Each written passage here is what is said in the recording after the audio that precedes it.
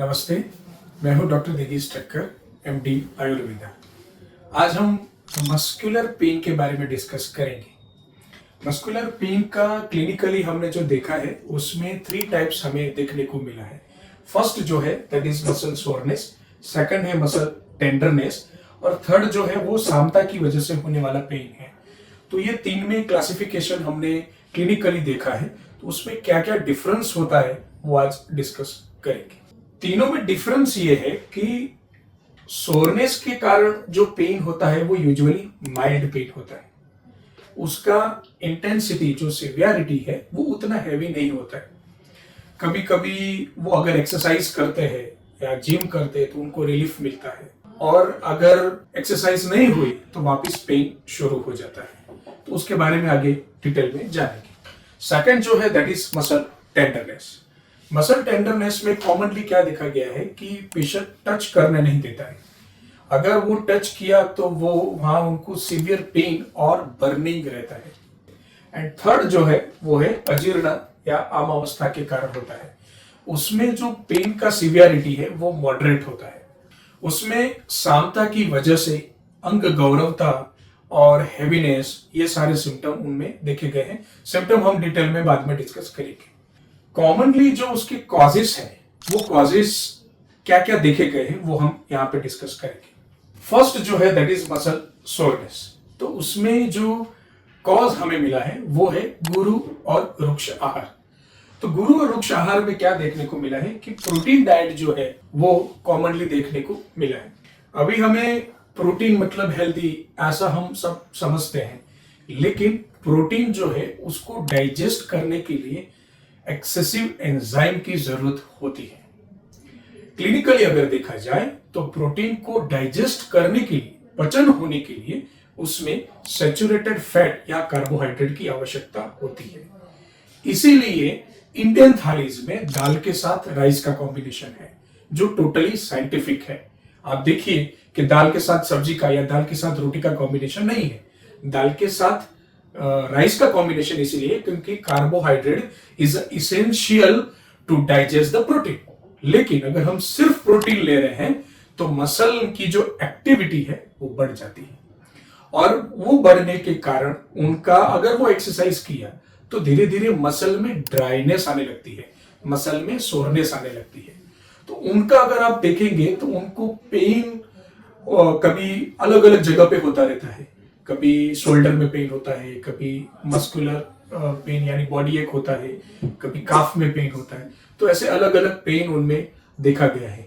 तो अगर excessive protein अगर आप लेते हैं तो मसल सोरनेस आती है, और वो सोरनेस का जो पेन है that is due to high protein होता है।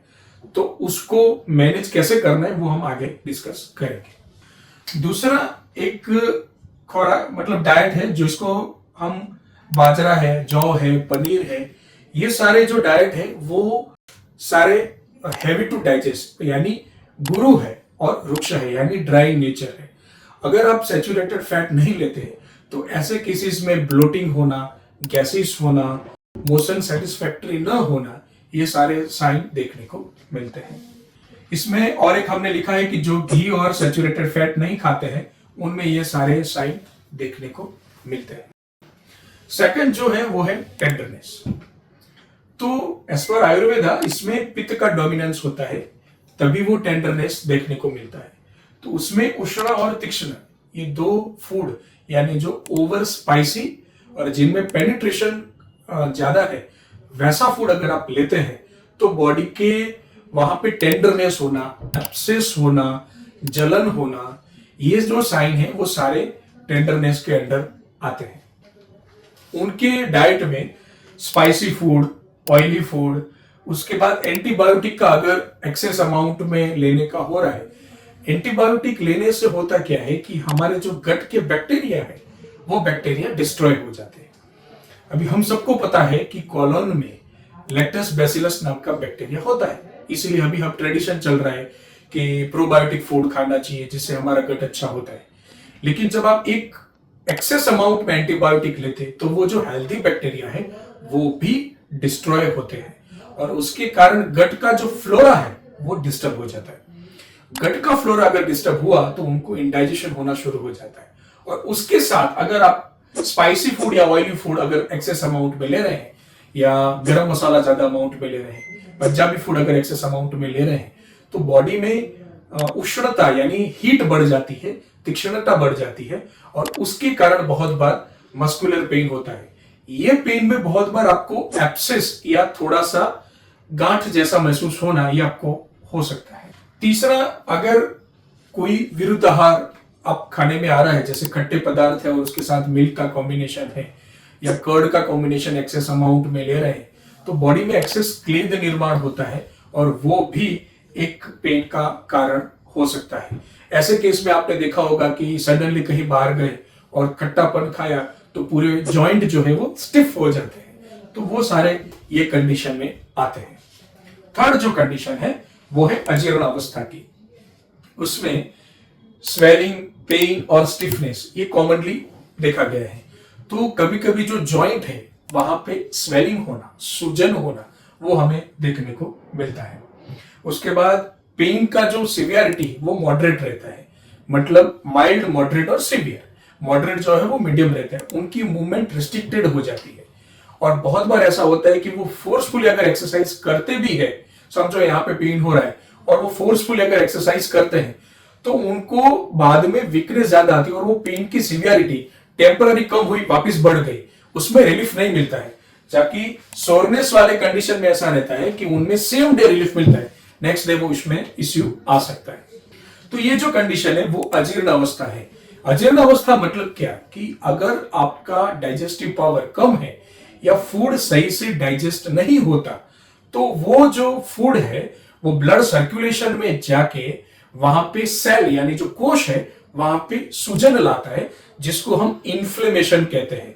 तो ये जो बहुत बार non steroidal anti inflammatory drug दिए जाते हैं वो ये कंडीशन में दिए जाते हैं, तो उसमें सेल लेवल पे इन्फ्लेमेशन आता है।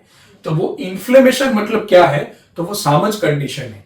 ऐसे कंडीशन में लोकलाइज हॉट वाटर फॉर्मेंटेशन या सोंठ का अगर सेक करते हैं तो मसल टेम्पररी रिलैक्स होके इसमें रिलीफ आता है।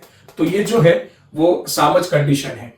और एक मेडिसिन आयुर्वेदा में यूज होती है जिसको हम कुट्टम चुक्कादी बोलते हैं, तो वो भी इसमें बेनिफिशियल होता है। तो ये सामज कंडीशन है। इसका कॉज हमें कॉमनली क्या देखने को मिला है, और अभी क्या है कि 6 मील्स इन अ डे ऐसा ट्रेडिशन है कि हर बार हर 2 घंटे में थोड़ा थोड़ा आपको कुछ खाना चाहिए। लेकिन जब आप रिपीटेडली ज्यादा अमाउंट में अगर खाते रहते हैं, जिसको आयुर्वेदा ने अत्यशन बोला है, तो वो डाइजेस्टिव पावर के ऊपर लोड आते हैं, और अगर वो फूड डाइजेस्ट नहीं हो पाया तो वो इन्फ्लेमेशन भी लाता है, इंडाइजेशन भी लाता है, और ऐसे टाइप के पेन भी ला सकता है। इवन रोमेटिक आर्थराइटिस का जो पेन है वो कुछ पेशेंट में, उसमें भी क्लासिफिकेशन है, वो हम बाद में डिस्कस करेंगे कभी वीडियोस में, लेकिन वो भी इस तरीके के पेन के अंडर आता है। लंच जो है वो हैवी लेना चाहिए और डिनर लाइट लेना चाहिए।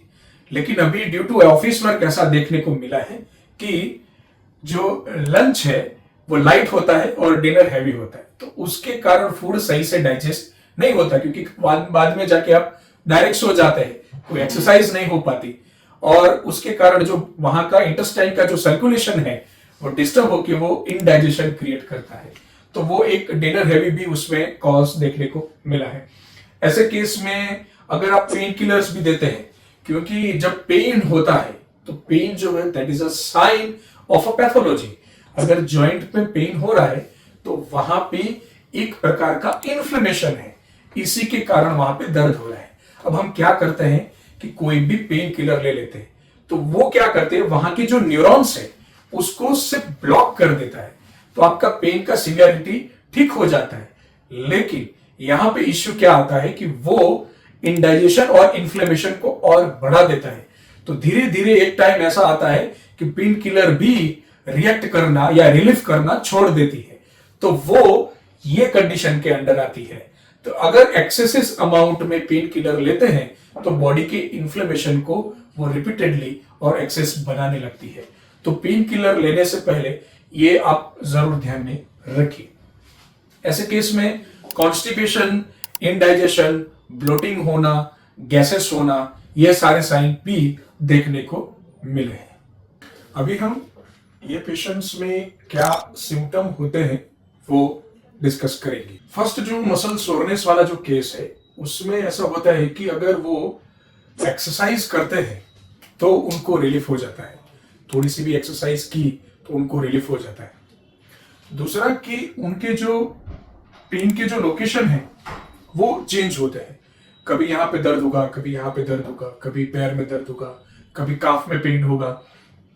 तो ऐसे कंडीशन में यूजुअली डाउट ये जाता है कि रोमेटिक आर्थराइटिस है या वहाँ की बीमारी जो है वो हुई है क्या, लेकिन वो वहाँ नहीं होता है, वो सोरनेस की वजह से, क्योंकि जहां जहां मसल है वहां ब्लड सर्कुलेशन का जो वेरिएशन आता है वहां पे भी ये पेन का लोकेशन है वो चेंज होता रहता है।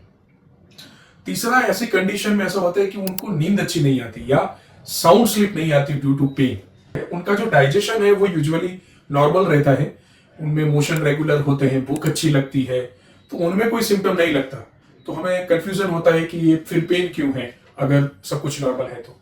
दूसरा कि अगर कुछ इंजरी हुई है, जैसे कुछ लग गया है, तो वो मस्कुलर पेन में हीलिंग में टाइम लगता है, वो जल्दी से हील नहीं होता है। तो ये जो सारे साइन हैं वो सोरनेस में देखने को मिले हैं। अभी हीलिंग में टाइम क्यों लगता है पहले वो समझ लीजिए। क्योंकि किसी चीज को जोड़ना, फ्यूज करना, वो स्निग्ध का या स्नेह का काम है। जैसे वात दोष में खड़ और श्लक्षण ये दोनों ऑपोजिट गुण हैं। खड़ यानी दो मॉलिक्यूल्स के बीच में गैप, और उसको जोड़ना मतलब श्लक्षण। जैसे स्किन है तो स्किन अगर ड्राई होती है, फटती है, तो वो दो मॉलिक्यूल के बीच में गैप हो जाती है। अब वो दो मॉलिक्यूल के बीच में वो गैप को फ्यूज करने का काम, जोड़ने का काम श्लक्षण करता है। तो वो जो श्लक्षण है वो स्निग्ध का काम है, स्नेह का काम है। यहाँ पे ड्राइनेस है तो इसलिए इनमें हीलिंग होने में टाइम लगता है। अभी सेकंड कंडीशन जो है टेंडरनेस, उसमें सिम्टम में क्या होता है, बर्निंग के साथ पेन होता है। ऐसे पेशेंट टच करने नहीं देते, अगर आप एग्जामिन करते हैं तो तुरंत पैर वो खींच लेते हैं, वो टच नहीं करने देते, और वहां पे कभी कभी बर्निंग भी होता है। किसी किसी पेशेंट में यूरिक एसिड इंक्रीज आता है और वो नॉर्मल भी आता है, जैसे गाउट वाला केस जो है वो इसके अंडर ही आता है। लेकिन कुछ ऐसे केस रहते हैं कि जिसमें यूरिक एसिड नॉर्मल आता है, लेकिन तब भी वो ये वाली कंडीशन में, टेंडरनेस वाली कंडीशन में ही आता है। तो इस पर आयुर्वेदा उसमें ट्रीटमेंट जो है वो वातरक्त के हिसाब से ही करनी होती है। दूसरा कि अगर गाउट है या टेंडरनेस है तो उनका बॉडी टेम्परेचर है वो इंक्रीज्ड रहेगा, फीवरिश लगना, बॉडी गर्म लगना, और पर्टिकुलर जहां पे सूजन आती है वहां पे रेडनेस होना, ये साइन भी इसमें देखने को मिलते हैं। थर्ड पॉइंट जो है वो है इन्फ्लेमेटरी। इन्फ्लेमेटरी में मॉडरेट पेन होता है, जैसा हमारा डिस्कशन हुआ था, उनमें स्वेलिंग होता है। इसमें कभी कभी नॉन पिटिंग और पिटिंग दोनों तरीके के सूजन हो सकते हैं। अगर नॉन पिटिंग है यानी अगर प्रेस करने से खड्डा नहीं पड़ रहा है तो उसको नॉन पिटिंग बोलते हैं, और अगर वो खड्डा होता है तो उसको पिटिंग बोलते हैं।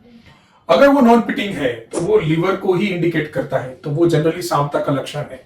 अगर आप सामता अगर दूर करते हैं तो ये कंडीशन ठीक होती है। अगर पिटिंग है तो उसमें किडनी का रोल आता है, तो यूरिन आउटपुट कैसा है, क्या है, वो आप चेक करके उस हिसाब से आप ट्रीटमेंट कर सकते हो। ये कंडीशन में कभी कभी ये सार जो है वो ज्यादा दिखता है। ओके, दूसरा कि आरए कभी पॉजिटिव आ सकता है, नेगेटिव भी आ सकता है। कभी कभी ज्यादा सीवियरिटी है या ऑटो इम्यून कंडीशन है तभी आरए पॉजिटिव आता है, बाकी आरए सारे केसेस में पॉजिटिव नहीं आता है। ऐसे केसेस में स्टिफनेस भी देखने को मिलती है। तो ये जो क्लासिफिकेशन है एज पर सिम्टम है, ताकि आप सिम्टम के हिसाब से डिफरेंशिएट कर सकें।